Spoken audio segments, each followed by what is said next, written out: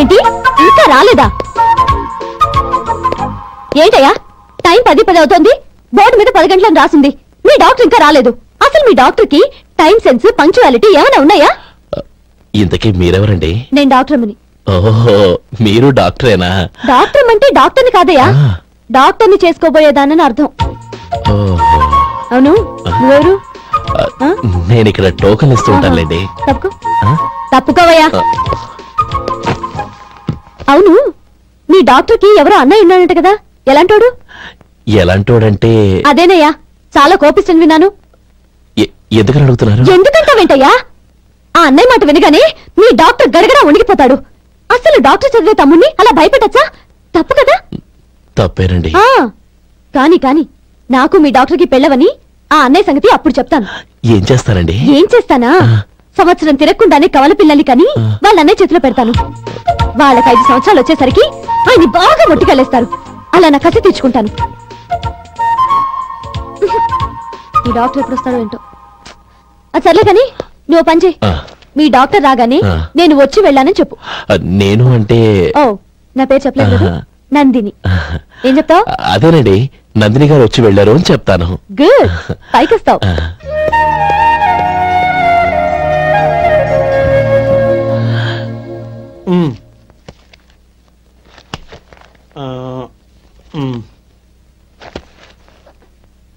దీంతో మొత్తం 4,98,200 అయ్యాయి. పోతే నువ్వు ఇచ్చినంత ఇవ్వలేకపోయినా ఈ దైవకార్యానికి నా వంతు చందా 1800. దీంతో మొత్తం 5 లక్షలు పూర్తి. సరేరా, నేను ఈ డబ్బు తీసుకుని పట్నం వెళ్ళి బ్యాంక్ లో వేసి వస్తాను. అలాగే, నేను నీతో వద్దాం అనుకున్నాను రా, అనుకోకుండా సాయంత్రం ఇన్స్పెక్షన్ వచ్చింది. పర్వాలేదులే, వెళ్ళొస్తాను.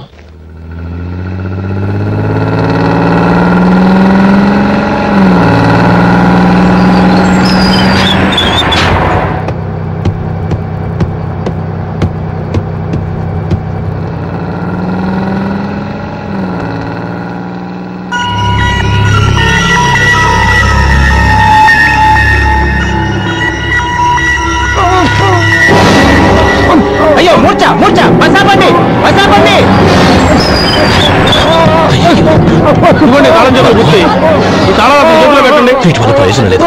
4 ఖర్చుకోకుండా పళ్ళ మధ్య పెట్టడానికి గట్టిగా అది ఉంటే ఇవ్వండి.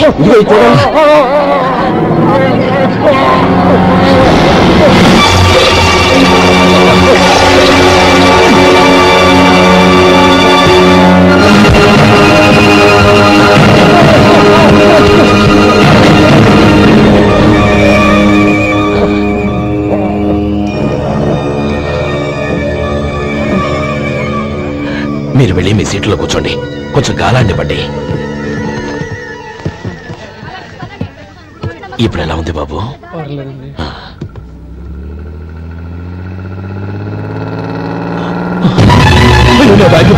నా బ్యాగ్ ఎవరైనా చూసారా? అందులో 5 లక్షలు ఉన్నాయి. బస్తాపండి, ఎవరిని కింద దిగవద్దు, అందరినీ చెక్ చేయండి. నా అంచనా తప్పు కాలేదు. వాడి మంచితనమే వాడిని దెబ్బకొట్టింది.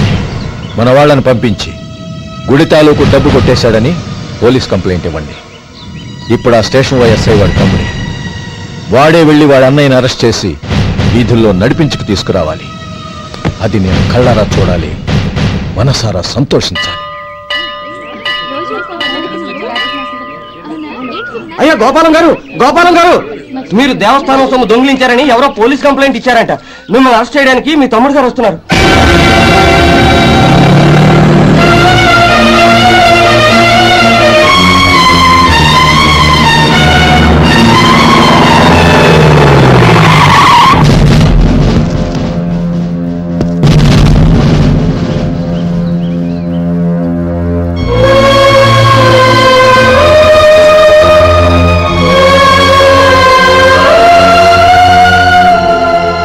చూడు గోపి, ఎప్పుడు నువ్వు ఉద్యోగంలో చేరావో అప్పుడే తన పరానే తేడా మర్చిపోవాలి. నేరం చేసిన వాడు నీ తమ్ముడైనా అన్నైనా సరే శిక్షించాల్సిన బాధ్యత నీది. అదే నువ్వు నీ ఉద్యోగానికి ఇచ్చే గౌరవం.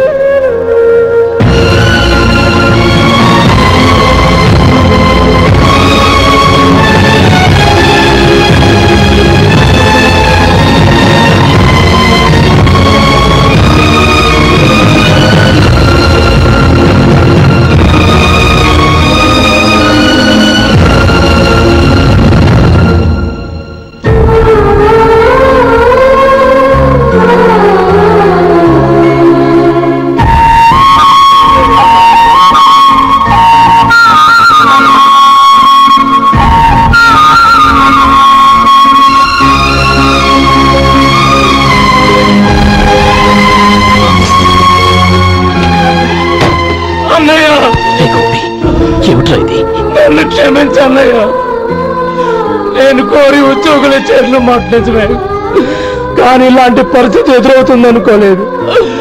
నా ఒంట్లో ప్రతి రక్త పట్టు నీ భిక్షానన్నయ్య. నిన్ను అవమానపరిచి ఉద్యోగం నిలబెట్టుకునే బదులు నా ప్రాణాలను వదులుకుంటారు, కానీ ఈ పని మాత్రం నేను చేయలేనన్నయ్య.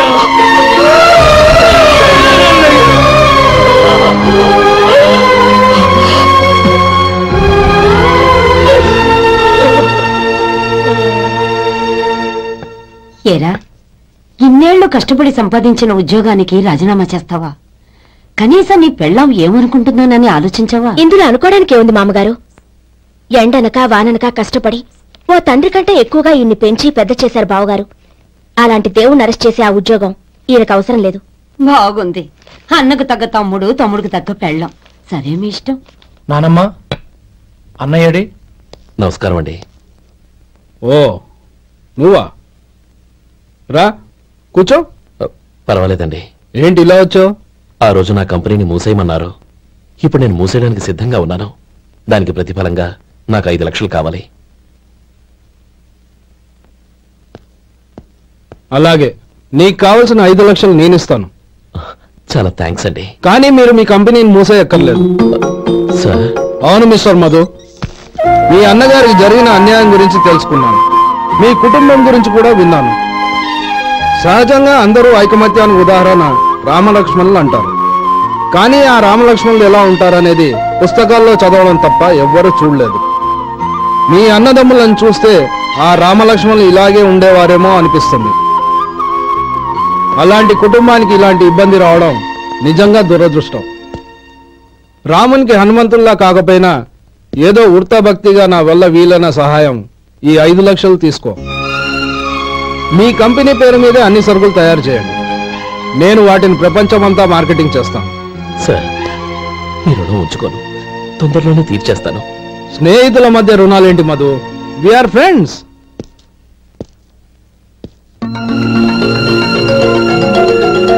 ఏంటో అక్కడ ఆగిపోయావు? రా. నువ్వు మీ అన్నయ్యని అరెస్ట్ చేయడానికి అట్టెళ్ళావు, ఆయన లొంగిపోవడానికి ఇటు వచ్చారు. అవును, యూనిఫామ్ చేత్తో పట్టుకొచ్చావేంటి? సార్, నేను రే, ఈ మాత్రం దానికే బెదిరిపోయి ఉద్యోగం వదులుకుంటావా? నువ్వు ఇలాంటివి ఎన్నో సమర్థవంతంగా ఎదుర్కోవాలి. నిన్ను నేను ఎస్పీగా చూడాలి. అది కాదన్నయ్య. ఇంకేం మాట్లాడకు. ఇన్స్పెక్టర్ గారు, నన్ను లాకప్ లో పెట్టండి. ఆగండి సార్, ఆ డబ్బు ఎక్కడికి పోలేదు. నేనే తీసి జాగ్రత్త చేశాను. ఈ విషయం అన్నయ్యకి తెలియక బ్యాగులో డబ్బు కనబడకపోవడంతో అది పోయిందనుకున్నాడు. నేను పట్నం నుంచి వచ్చేసరికి జరిగిన గొడవంతా తెలిసిందే. రే మధు, జరిగిన దానికి నన్ను క్షమించనయ్యా. ఇంటికి వెళ్ళాక అన్ని వివరంగా చెప్తాను. సార్, ఇదిగోండి 5 లక్షలు. ఇది కమిటీ వాళ్ళకి అప్పగించి ఈ కేసు కొట్టేయండి సార్. భలే వాడివయ్యా, తీసినప్పుడు ఒక మాట ఆయనతో చెప్పుండొచ్చుగా. అనవసరంగా పెద్ద స్టేషన్ వరకు రప్పించావు. Sorry sir. అన్నయ్య, మీరింటికి వెళ్ళండి. నేను లెక్క అప్ప చెప్పేసి వస్తాను. వస్తానండి. అలాగే. ఎలా దెబ్బ కొట్టాలన్నా కుదరటం లేదు. అయినా వీళ్ళకు ఉన్న పళ్ళంగా 5 లక్షలు ఎలా వచ్చాయి? అదే బావా, నాకు అర్థం కావటం లేదు. నీకు అర్థమైతే ఆశ్చర్యపడాలి కానీ అర్థం కాకపోతే ఆశ్చర్యమేముంది? Useless fellow.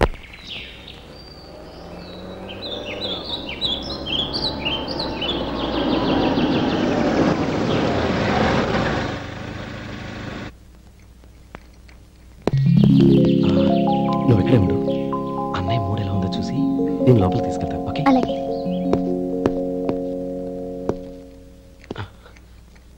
అన్నయ్య, ఏంట్రా? నేను చాలా రోజుల నుంచి నీకు విషయం చెప్తున్నాను, గుర్తుందా? ఏ విషయం? అదే అన్నయ్య, నేను ఓ అమ్మాయిని ఓ అమ్మాయిని లవ్. ఓహో, లవ్ చేస్తున్నావా? ఆ విషయం నువ్వు నాకెప్పుడు చెప్పావురా? ఊళ్ళో అందరూ అనుకుంటుంటే నేను విన్నాను. సారీ అన్నయ్య, నీకు చాన్నాళ్ళుగా చెప్పాలనుకుంటున్నాను కదా, అందువల్ల చెప్పేశానేమో అనుకున్నాను. ఓహో, ఆ అమ్మాయి వచ్చిందన్నయ్య, బయట నిలబడి ఉంది. బయట నిలబెట్టడం ఏమిట్రా? లోపలికి తీసుకురా. అలాగే అన్నయ్య. ఏయ్, అన్నయ్య మంచి మూడ్లో ఉన్నాడు, రా. కమ్.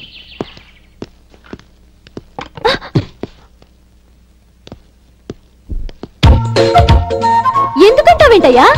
ఆ అన్నయ్య మాట వినగానే మీ డాక్టర్ గడగడ వణికిపోతాడు. అసలు డాక్టర్ చదివే తమ్ముడిని అలా భయపెట్టచ్చా? తప్పు కదా? తప్పేనండి. అదేంట్రా, మనిషో పక్కనుంటే నమస్కారం ఇంకో పక్కన ఉంది? అది మర్యాదనయ్యా, మర్యాద. ఆహా, అవును, నీ పేరేంటమ్మా? నందిని. ఆ నందిని. నందిని అన్నయ్య. ఏ ఆ ముక్క తను చెప్పలేదా? పెద్దలంటే మహాగౌరవం అన్నయ్య. మేమిద్దరం ఇంత క్లోజ్ ఫ్రెండ్స్ కదా, ఆయన నాతో కూడా ఎక్కువ మాట్లాడదు. ఓహో కదా. నాకు మీ డాక్టర్కి పెళ్ళవని, అప్పుడు అన్నయ్య సంగతి చెప్తాను. ఏం చేస్తానండి? ఏం చేస్తానా? సంవత్సరం తిరగకుండానే కవల పిల్లల్ని కని వాళ్ళ అన్నయ్య చేతిలో పెడతాను. వాళ్ళకి 5 సంవత్సరాలు వచ్చేసరికి ఆయన్ని బాగా ముట్టిగలేస్తారు. అవును, అమ్మాయి మోహం చూడకుండా నిర్ణయంలో తీసుకోనరా. తలెత్తు. ఏం చెప్తావు? అదేనండి, నందిని గారు వచ్చి వెళ్ళారని చెప్తాను. గుడ్, పైకొస్తావు. ఈయన మీ అన్నయ్య? అవును. నందిని, ఏమైంది? ఎందుకు ఏడుస్తున్నావు? ఈయన మీ అన్నయ్యని తెలియక తెలియక హాస్పిటల్ దగ్గర మర్యాద లేకుండా దురుసుగా మాట్లాడాను. ఆయన పెళ్లి తప్పుకోరు. ఊరుకో, అలాంటి చిన్న చిన్న విషయాల్ని మా అన్నయ్య పట్టించుకోడు. అయినా నేను కన్విన్స్ చేస్తాను కదా. ఆయనకంత అవమానం జరిగాక ఎందుకు కన్విన్స్ అవుతారు? చూడు, నువ్వు వేరే పెళ్లి చేసుకొని నీకు పుట్టబోయే బిడ్డకు నా పేరు పెట్టుకో. నేనే నుయ్యో చూసుకుంటాను. అదిగో ఆ చూపు చూడు, ఆ చూపు ఒకలా ఉంది. శేఖర్, ఆ అమ్మాయి చెప్పింది నిజమే. తనని ఎప్పుడైతే హాస్పిటల్ దగ్గర చూశానో అప్పుడే నేను నిర్ణయానికి వచ్చేసాను. విన్నావా? నేను చెప్పానుగా, ఆయన ఆల్రెడీ నిర్ణయానికి వచ్చేసారట. ఇక నేను వెళ్తాను. అలాగే వెళ్ళు. వెళ్ళి ఈసారి వచ్చేటప్పుడు మీ అమ్మా నాన్నల్ని తీసుకురా. ముహూర్తాలు ఎప్పుడు పెట్టుకోవాలో నిర్ణయించుకుంటాం. అర్థం కాలేదా? నువ్వే మా వాడికి సరైన చోటి. అదే నేను తీసుకున్న నిర్ణయం. బాబు గారు, నన్ను ఆశీర్వదించండి. లేమా, శీఘ్రమేవ కళ్యాణ ప్రాప్తిరస్తు.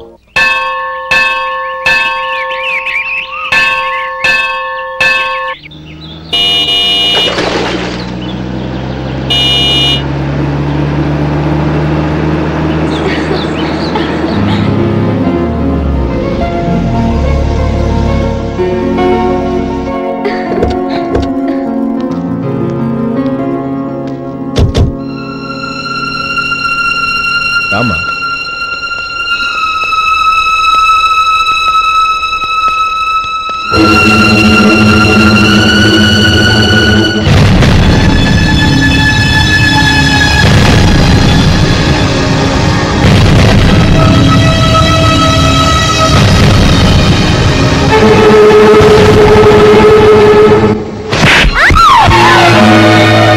నా పరువు తీసావు కదే. ఒక బెచ్చగాడిని నువ్వు కోరుకున్న వాడికి ఇచ్చి చేసేవాడిని. కానీ నువ్వు ఎవరిని ప్రేమించావో తెలుసా? ఎవడి నీడ సోకితే పంచమహాపాతకాలు అంటుకుంటాయనుకుంటున్నానో వాడి తమ్ముణ్ణి. ఆ రోజు ఆ గోపాలం గాడు నిశ్చితార్థం వరకు వచ్చి నా చెల్లెల్ని చేసుకోనని వెళ్ళిపోయాడు. ఆ ఆవేశంలో తొందరపడి ఓ పొరుగురు వాడికి నా చెల్లెల్ని ఇచ్చి పెళ్లి చేశాను. ఆ తర్వాత తెలిసింది వాడికి అంతకుముందే పెళ్లి అయిపోయిందని. వాడు పెళ్ళైన వాడైనా పర్వాలేదు, పరమ దుర్మార్గుడు. ఇంకొకరిని ప్రేమించిన దానివేగా అని దెప్పి పొడుస్తూ నా చెల్లెలికి మాటలతోనే నరకం చూపించాడు. అటు ప్రేమించిన వాడు దగా చేశాడు, ఇటు చేసుకున్నవాడు కిరాతకుడు. ఇలా చిత్రవధ అనుభవించి నా చెల్లెలు ఒకరోజు స్టవ్ పేలిపోయి చనిపోయింది. దీనికంతటికీ కారణం ఎవరు? వాడు అన్న. అటువంటి వాడింటికి కోడలుగా వెళ్తావా? ఒక్క మాట చెప్తున్నాను విను. నువ్వు జీవితాంతం పెళ్లి చేసుకోకుండా ఇంట్లో పడినా పర్వాలేదు, కానీ వాడి తమ్ముడితో మాత్రం నీ పెళ్లి జరగదు. పురోహితుని రమ్మని చెప్పు. వచ్చే ముహూర్తంలోనే నీకు నందినికి పెళ్లి.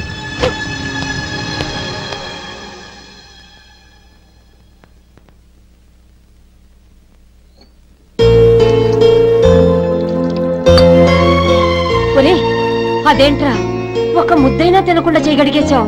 నాకు ఆకలి కాలేదు నానమ్మ.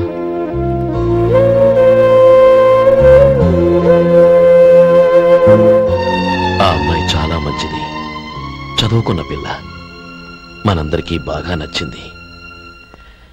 కానీ ఆ లక్ష్మీపతి గారి గురించి ఆలోచిస్తేనే నాకు భయం వేస్తోంది. వాడు మన కుటుంబం ఎప్పుడెప్పుడు విడిపోతుందా అని ఎదురు చూస్తున్నాడు. అన్నయ్య, ఆ అమ్మాయే కాదు, ఈ ప్రపంచంలో మన కుటుంబం కంటే నాకేది ఎక్కువ కాదు. ఆ పెళ్లి గురించి నేను మర్చిపోయాను, మీరు మర్చిపోండి.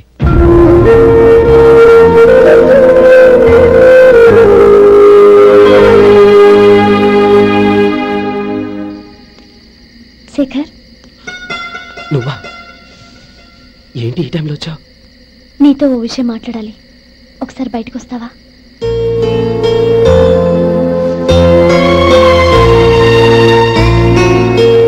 ఏంటి సూట్ కేసుతో వచ్చావు? శేఖర్, మా నాన్న నాకు వేరే పెళ్లి చేయాలని చూస్తున్నాడు. అందుకే నేను నిర్ణయానికి వచ్చాను. మనిద్దరం ఎక్కడికైనా పారిపోదాం. చూడు నందిని, ఈ టైంలో నిన్ను నన్ను మా అన్నయ్య చూశాడంటే బాగోదు. నువ్వు వెళ్ళిపో. అన్నయ్య అన్నయ్య అన్నయ్య, ఎప్పుడు మీ అన్నయ్య మాటేనా? నీకు నేను ముఖ్యమా, మీ అన్నయ్య ముఖ్యమా? నాకు మా అన్నయ్య ముఖ్యం. శేఖర్, నీ గుండెల మీద చేయి వేసుకొని చెప్పు, నన్ను మర్చిపోయిన సుఖంగా ఉండగలవా? అది నాకు తెలియదు, కానీ మా అన్నయ్యకు తలవంపులు తెచ్చి ఖచ్చితంగా నేను మనశ్శాంతితో ఉండలేను. నా పరిస్థితి అర్థం చేసుకో. దయచేసి మీ నాన్న చూసిన సంబంధం చేసుకుని సుఖంగా ఉండు. చాలా టైం అయింది, ఇంకా బయలుదేరు. నన్ను క్షమించు.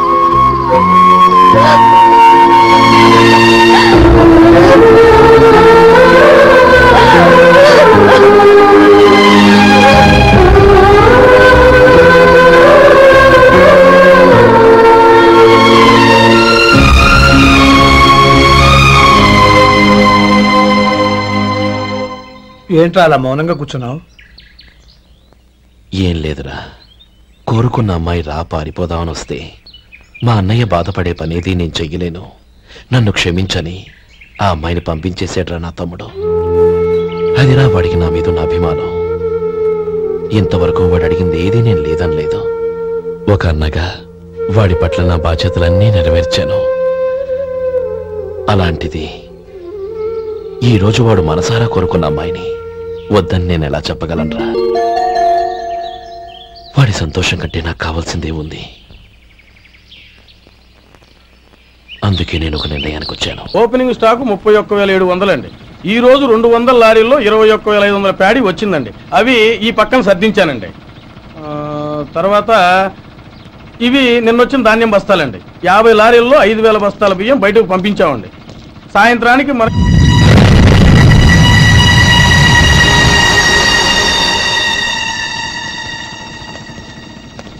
వీడెందుకు వచ్చాడు ఇక్కడికి? నమస్కారం.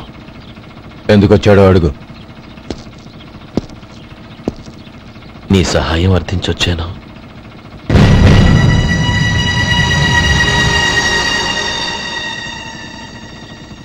మీరు వెళ్ళండి.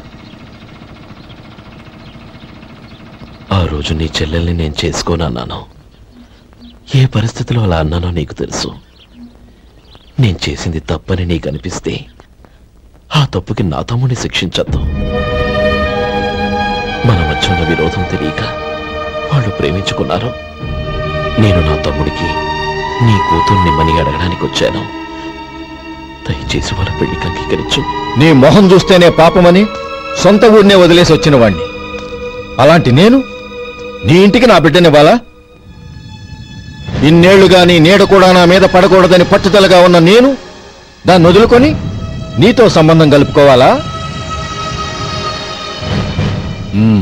సరే, నేను నా పట్టుదలని ఆత్మాభిమానాన్ని అన్నిటినీ వదులుకొని నా కూతుర్ని తమ్ముడికిచ్చి చేశానే అనుకో. దానికి బదులుగా నువ్వేం వదులుకుంటావు? ఏం వదులుకుంటావో చెప్పు.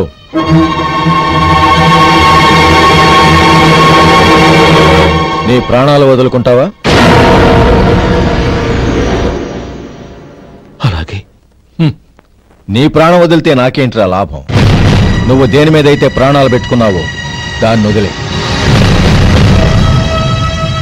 నీ తమ్ముళ్ళ మీదగా నువ్వు ప్రాణాలు పెట్టుకున్నావు.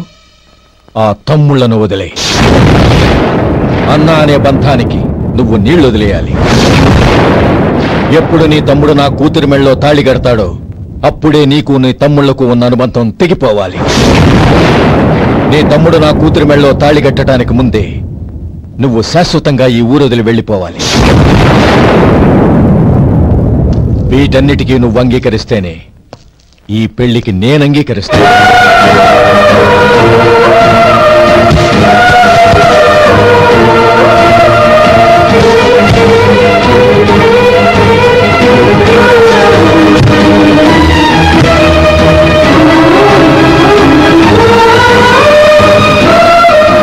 ఏమంటావు?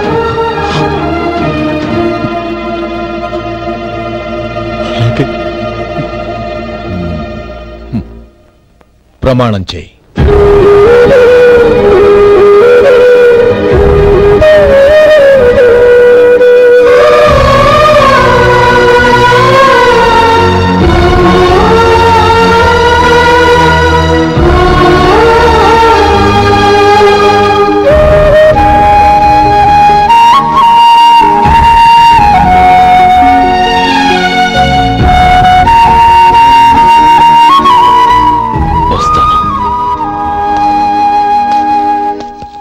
అంకుల్, నందిని నాకిచ్చి పెళ్లి చేస్తానని చెప్పి ఇప్పుడు వాడి తమ్ముడికిచ్చి చేస్తానని మాటిచ్చారేంటి? రే, నువ్వు నోరు మూసుకోరా. వీడి తమ్ముళ్ళు విడిపోవాలని ఇన్నేళ్లుగా ఎదురు చూశాను. ఇప్పుడు నా కల నిజం అవబోతోంది. నువ్వేం దిగులు పడకు. నీకు వేరే మంచి పిల్లని చూసి ఘనంగా పెళ్లి జరిపిస్తాను.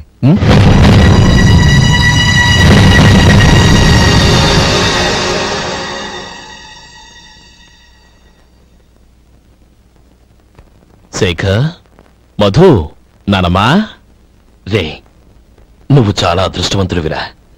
లక్ష్మీపతిని కలిశాను. పాప అనవసరంగా వాడిని అపార్థం చేసుకున్నావురా. వాడెంతో ఆప్యాయంగా నన్ను పలకరించాడు.